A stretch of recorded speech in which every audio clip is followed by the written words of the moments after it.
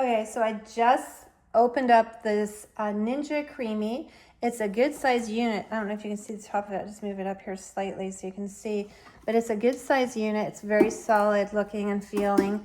Got lots of buttons on the front to make ice cream, smoothie bowl, sorbet, milkshake, gelato. This is going to be really fun. Very excited to give it a go.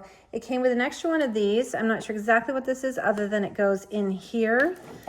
This is like the blender part that goes on here.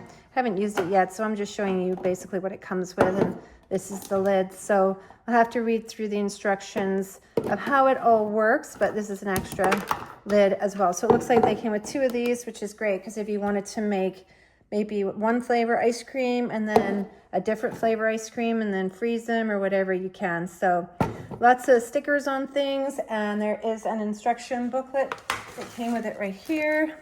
So now I'm gonna go and read through it and hopefully try it out.